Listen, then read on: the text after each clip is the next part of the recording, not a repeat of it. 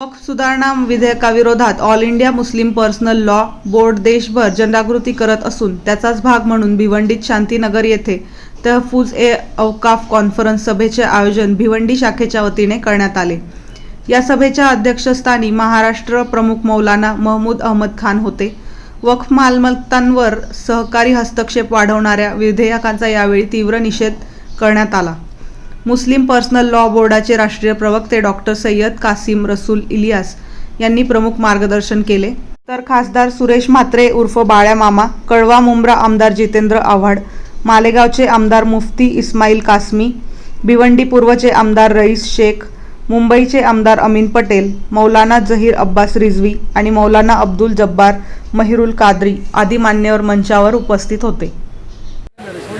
बाबरी मस्जिद के ताल्लुक से जो फैसला आया, अगर आप फैसले से पहले की सारी अगर शिकें पढ़ेंगे तो आपको अंदाजा होगा कि फैसला तो हमारे हक में था। आखिर में जाकर आस्था की बुनियाद पर फैसला कर दिया गया, लेकिन हमारा ईमान है कि बाबरी मस्जिद उस वक्त भी मस्जिद थी जब बनाई गई थी, और जब तक रुए ज़मीन पर रही मस्जिद रही। आज अगर मस्जिद का ढांचा नहीं है तो भी वो जगह मस्जिद ही है। वजह उसकी ये है कि जो जगह वक्फ हो, ना उसे खरीदा जा सकता है, ना उसे बेचा जा सकता है, और ना वाकिफ की मंशा के खिलाफ उसका इस्तेमाल किया जा सकता है। आज चाहे वहाँ कुछ भी हो, लेकिन वो जगह मस्जिद थी, मस्जिद है, मस्जिद रहेगी। और हम आने वाली नस्लों को ये पैगाम दे करके जाएंगे कि ये जगह मस्जिद थी, ये मस्जिद है और मस्जिद रहेगी। वक्त का पहिया घूमता है, तारीख अपने आप को दोहराती है। हम साहिब ईमान हैं, कभी भी हमने मायूसी को करीब नहीं आने दिया है। मायूसी हमारे नज़दीक कुफ्र के बराबर, इसलिए हमें अदलिया पर एतमाद और भरोसा है, और इंशाअल्लाह सुप्रीम कोर्ट से फैसला इंशाअल्लाह हमारी शरीयत के मुताबिक वक्फ के जो कवानीन पहले थे उसी के हक में आएंगे इंशाअल्लाह सुम्मा इंशाअल्लाह। व आखिरु दावाना अनिल हम्दुलिल्लाहि रब्बिल आलमीन। वक्फ बिल जो बीजेपी और उसके दोस्तों ने पास करवाया है, जो जुल्म और जबरदस्ती का नमूना है, उसका विरोध करने के लिए हम एक हुए हैं। मैं मायूस हूं कि कुर्सियां खाली है। कोई भी लड़ाई ऐसी लड़ाई नहीं जा सकती। जब तक आप साथ नहीं दोगे तब तक ये लड़ाई किस काम की, और ये लड़ाई है किसके लिए मुझे नहीं मालूम किताबों में क्या लिखा है,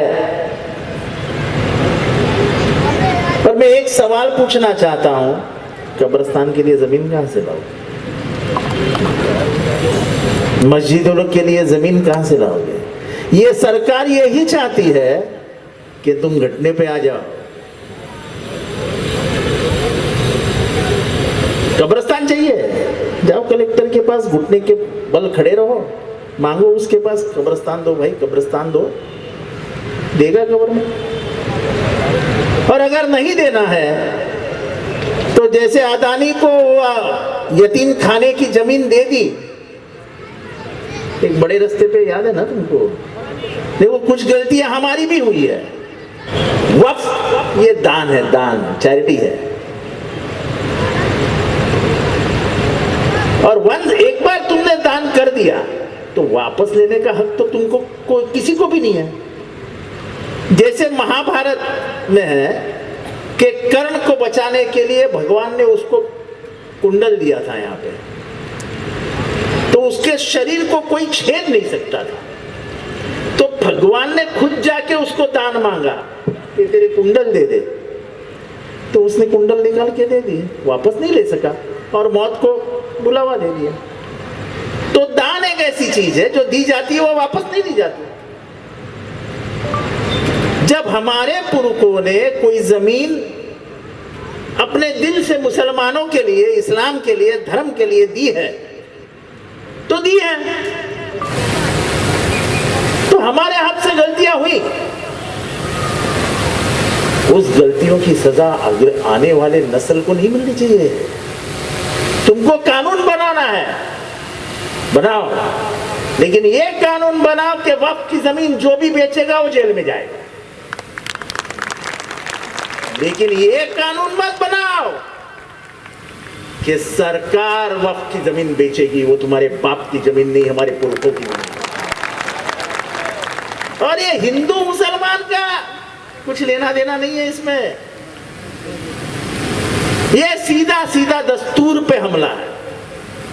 डॉक्टर बाबा साहब अम्बेडकर आर्टिकल 19 के तहत ये कहते हैं कि आपको धर्म की आजादी है, फ्रीडम ऑफ रिलीजन है, तो है।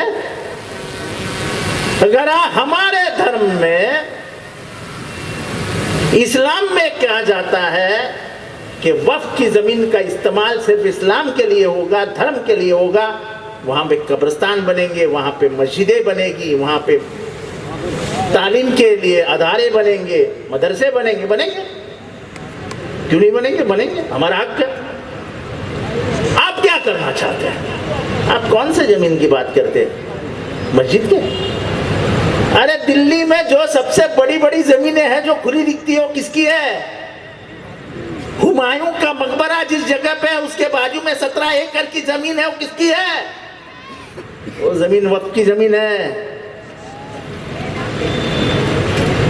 इनकी नजर उन सब बड़ी जमीनों के ऊपर है। सरकार क्या सौदा कर रही है क्या? सरकार सब जमीनें बेचनी चाहती है।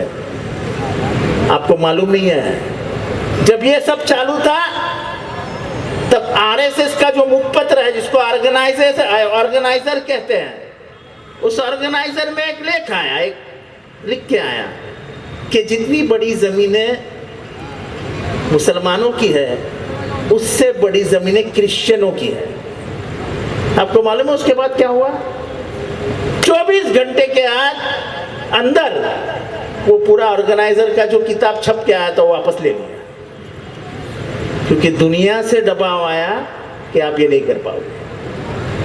हम दबाव डालने में कम गिरते हैं, क्योंकि हमारे लोग जब अपने खुद पे आ रहा है तब बाहर नहीं निकलने वाले, तो कब निकलेंगे?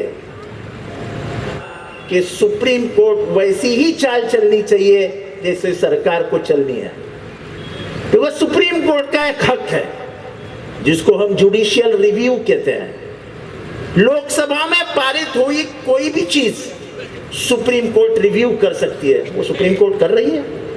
आप उनको प्रेशर क्यों डाल रहे हैं कि तुम हमारी ही चाल चलो? तो ये जो कानून आ रहा है ये कोई इस्लाम के खिलाफ है, लेकिन ये कानून डॉक्टर बाबा साहब अम्बेडकर के दस्तूर के खिलाफ है। लड़ाई दस्तूर बचाने की है और हम दस्तूर बचाने निकली है। सगळ्यांचं असं स्पष्ट मत आहे की वक्फचा चुकीचा अर्थ काढून ज्या त्यांच्या हक्काच्या जमिनी आहेत, ज्या त्यांच्या पूर्वजांनी दिलेल्या जमिनी आहेत, ज्या दानात दिलेल्या जमिनी, वक्फचा अर्थ सरळ आणि सोप्या भाषेत म्हणजे दान दिलेली जमीन, धर्मासाठी दान दिलेली जमीन ही सरकारने हातात घेऊन विकणं हे भारताच्या संविधानाविरोधात आहे। भारताचं संविधान भेदभाव करायला मनाई करतं। त्यामुळे दान हे फक्त मुसलमानांमध्ये होतं, दान शिखांमध्ये होतं, दान बुद्धिस्टांमध्ये होतं, दान ख्रिश्चनांमध्ये होतं, दान हिंदूंमध्ये होतं, दान मुसलमानांमध्ये होतं, इस्लाममध्ये होतं। त्यामुळे दान केलेली कुठलीही वस्तू ही त्या धर्माची होते, त्याच्यावर सरकारचा काय अधिकार? पण ज्या पद्धतीनं आता जर तुम्ही तसं म्हणतात की आज मुस्लिम यामध्ये पिसले जातात, उद्या अजून दुसरं कोण असू शकतं? आता जो सर्वात मोठा बुद्धिस्ट बिहारमधली जी जागा आहे बोधगया, काय चालू आहे तिथे?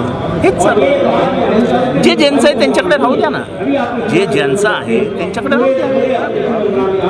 तुम्हाला ह्या ज्या जमिनी म्हणजे एक आता हे आमचे मित्र आहेत, त्यांच्या वडिलांकडे 100 एकर जमीन आहे. त्यांच्या वडिलांना वाटलं की 90 एकर जमीन ह्याच्या नावावर ठेवू आणि 10 एकर जमीन धर्माला देऊन टाकू. ती धर्माला दिली, सरकारला नाही.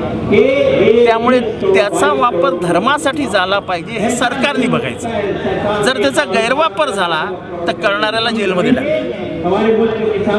पण ती त्यांच्या हातात घेऊन सरकार विकेल हे चुकीचं.